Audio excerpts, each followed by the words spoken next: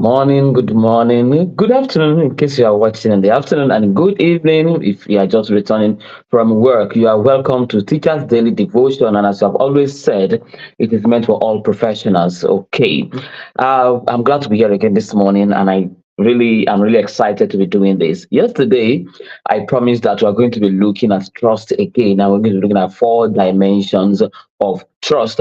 And I got this in a book I started reading. The book is titled Employees First and Customer Second. And in the book, another book was quoted, The Trusted Advisor, written by Meister, that's the only name there. And the author looked at four dimensions of trust. But before we move on, let's take our opening quote. Here it says, trust is built when someone is vulnerable and not taken advantage of. Wow, that's powerful for me this morning. You can see someone is vulnerable around you and you rather protect the person. You are not taking advantage of the person. You are not the one exposing the weakness of that person. That is done, said by Van Rek. Bob Van Rek. Okay, trust is not a single action, as you know, it's a collection of behaviors that consistently show people that they can depend on you. It's a collection of too many things you've done. So we are going to be looking at different dimensions now and things you can do that will make people to say yes. And this reflection, I read this my script again today and I started looking mirroring my life to that. Okay, can I actually score myself? So as you listen this morning, this afternoon or this evening, just check yourself. Okay, at work today, can I really what score can I have for this dimension? So four dimensions quickly now. Four dimensions. The first one is credibility, the dimension of credibility. We can see trust from the dimension of credibility. We can see trust from the dimension of reliability. We can also see trust from the dimension of intimacy. And finally, we can see trust from the dimension of self orientation. And don't forget, we are looking at the life of the ant, but we are going to really not so say so much about that. You will agree with me that ants tend to have all of this. So, what does credibility mean? Is being knowledgeable, honest, and competent in what you do. You are credible. We know that okay, this is what you have. I mean, you heard that story of or a form of movie of the guy that said he could speak French in his CV.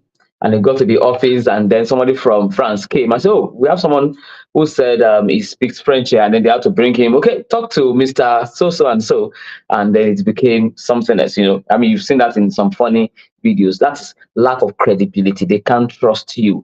The little you know, do you know that you know it? And over time you are building expertise, authenticity, and honesty. So we say you are credible, you are not fake. Okay, that is where we can trust you. You see, they say ants don't act beyond their capacity. It is what they are asked to do. The soldier will do what the soldier will do. The queen will do what the queen will do. And every other worker will also do what they need to do. But what's the lesson here? Just be honest with your skill and knowledge.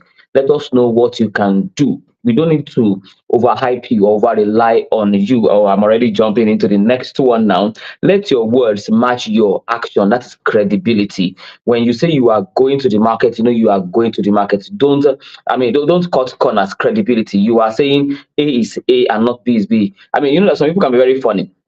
There's a story of a young man that was going to we thought was going to the market. Let me just use a typical example like that. Okay, and somebody asked him, "Where are you going?" He said, "My father sent me to the market."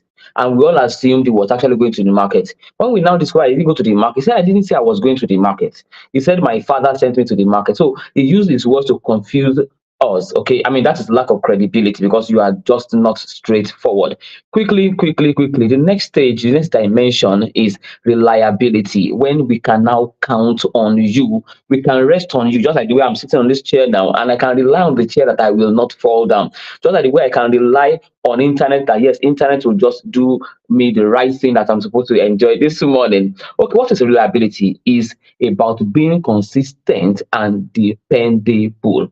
You show up when you are expected. People trust those who follow through on commitment, no matter how small. We were given a project, of course, to do, and we encountered a lot of challenges, and because some people were acting a particular way, some of my team members were like, okay, and they don't deserve. I said no, They've relied on us to deliver in this particular direction. We are going to deliver in that direction. Regardless of what anybody is doing around us, we are going to still deliver. That is reliability. The first one, credibility. Second one, reliability, dimension. The third one is now an interesting stage, the stage or the dimension of intimacy. When people feel safe with you, I can keep my secret with you and I know I'm safe. I know when I talk to you, when you know a little thing about me, it is not what you are going to use against me, which talks about the quote we had this in the morning. Okay, trust is not, it's all about knowing someone's vulnerability and not taking advantage of it. You can trust you. Intimacy is the ability to create emotional safety in a relationship, and it is very important. Many of us in our offices, in our place of work, we really lack this sense. You don't even know who to trust with certain things around you. Before you know it, they've taken advantage of your weakness. They've gone to the boss to tell the boss. They've gone to the principal to expose you to the principal. A child in the classroom confides in you instead of to keep it to yourself. You've started telling your colleagues all around. You must learn to build that level of intimacy if you are building trust in interpersonal relationship. And the last stage, the author actually call it self-orientation, but I can call it the stage of low self-orientation. Self-orientation is that degree with which you focus on yourself too much. Okay, but when you have it very low, your focus is not about yourself, but it's about others. Now, caveat quickly, it's not that you are not going to take care of yourself. When the scripture stuff tells us that we should love our neighbor as ourselves, so your degree also the same thing too. However, when people tend to carry themselves too much, it's all about you. They are talking about, hey, you are already looking at how you are going to benefit, how you are going to gain from it, how you are going to maximize your own profit alone. What is in it for me? Yeah, no, what is in it for the collective?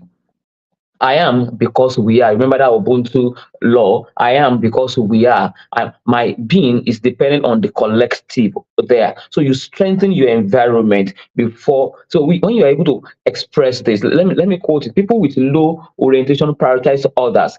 They build relationship and they create trust. But those who have high self-orientation, they are so consumed in themselves. They are so egocentric. It's all about them and all about them alone. So please go through this. No, what I did this morning personally is I now looked at myself. Okay, so coming. Okay, are you credible? Are you reliable?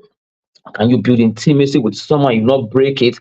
And do you have a very high self-orientation level or a low one? So I started asking myself, where can I make proper adjustment? You can do that for yourself this morning, okay, as you go, or this afternoon, or this evening as you are going home. So let's quickly take our words of affirmation. I believe you've learned something and you are checking your environment to check people that you think you even trust around you, whether they're exhibiting any of this, and then you quickly know the adjustment you want to make. I'm really happy doing this.